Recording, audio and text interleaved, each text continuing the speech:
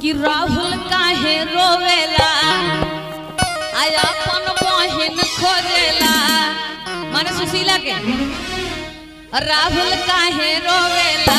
अपन बहिन खोजेला तोहर बहिनी हे रानी अहिरा नावा में तोहर दीदिया हे रानी अहिरा नावा में राहुल काहे रोवेला अपन बहिन खोजेला तोहर बहिनी हे रानी अहिरा नावा में तोहर दीदिया हे रानी अहिरा नावा भैया सुशीला दीदी कहेंगे दीदी कौन गा रही है हमारे समझे ना है लेकिन काहे को कहा राहुल भैया बहिनी तोहार हाय जन्म के छिनारी पुलिस दारोगन के भरैया कवारी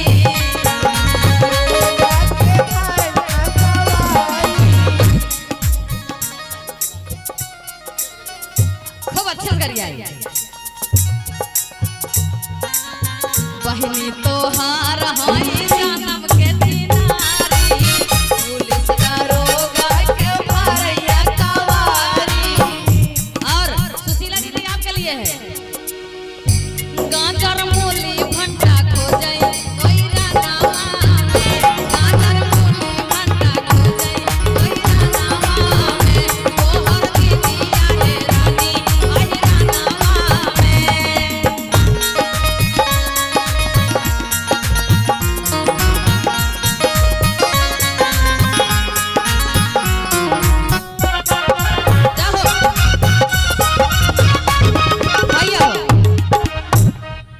देखी दीपू भैया की तरफ से देखी 100 रुपये फिर से आई है इनकर का लाल के का अच्छा बड़के की तरफ से आई लाल के करिया भी नहीं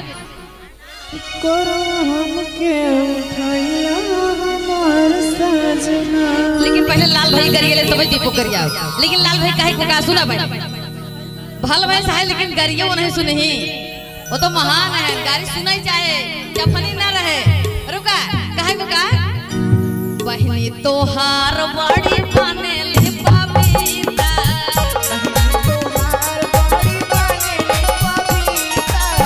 यरवन के अपन बोलावेली ओ भीता यरवन के अपने बोलावेली ओ भीता ये लाल भैया ये आपकी बहिनी के लिए कहेगा बहिनी तोहार बड़ी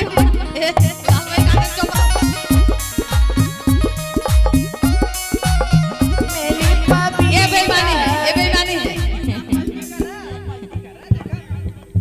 देखिए साउंड वाले भैया कहाँ के हैं मने माइक बंद कर देता है ये गलत बात है ये गलत बात है गाड़ी प्रेम प्यारी होती है जब कृष्ण श्री राम प्रभु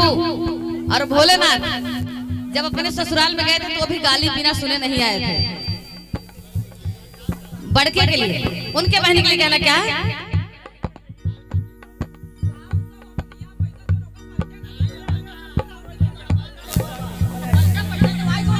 पैसे दिवाई होगा लेकिन गाँव का तो पैसे सही से दे रहे हैं उनके बहनी हम कह देख उनकर बहनी बड़ी बनेली पवित्र और यरवन के अपने बुलावेली भीतर अब दीपू बहनी करिए दीपू के बहनी बड़ी बनेली पवित्र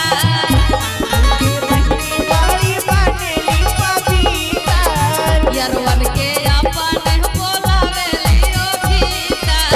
यरवन के अपने बुलावेली ओ भीतर दीपू भैया भाग्य का हो दीपू भैया इधर आवा कहा तो मंजू मोहनी हमें ना कोई ज्यादा कर गया होता है ऐसा कुछ ना भैया दीपू के बहनी बड़ी बनेली पवित्र यरवन के अपने बोलावेली ओ भीतर और करथे का जखना चीखे डाली ओ तो दारू खानावा में जखना चीखे डाली ओ तो दारू खानावा में तोहर दीदिया हे रानी अहिरा नावा में तोहर बहिनी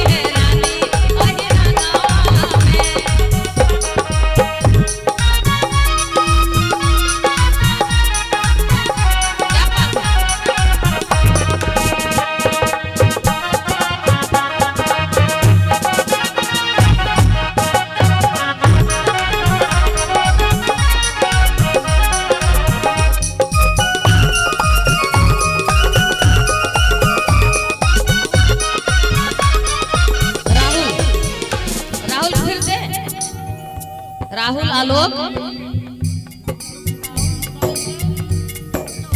भैया हो लुकाई जाइए बिना तुम्हें गरीबा होता है लुका जी सामने रहा राहुल भैया का करवा ससुरारी आई है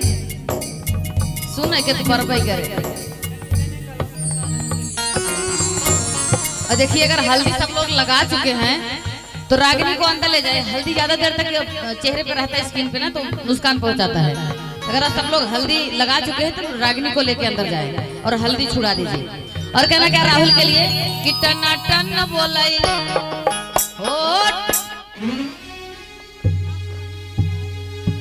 ये अविनाश के है भैया कुसुम आप भौजाई है अविनाश की बहन है उनका गरिया तोहरे तरफ से तो उनका ननद हो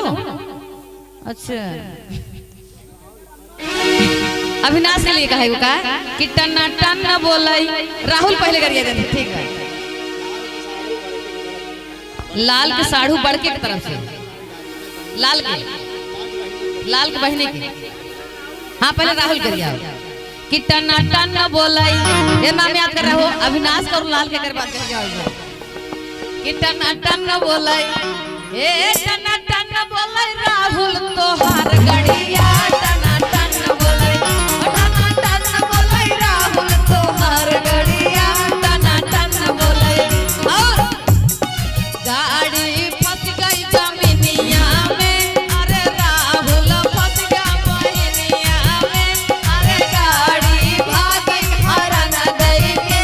अरे राहुल भागे बहना लई के चला भाग चली ओ चला भाग चली बहनी सहारा पटना चला भाग चली ओ चला भाग चली बहनी सहारा पटना चला भाग चली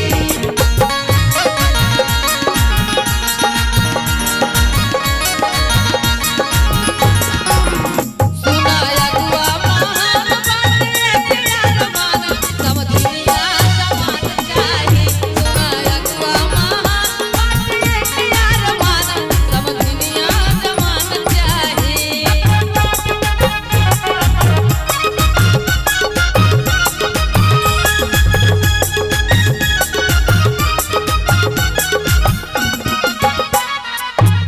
टना टन बोलाई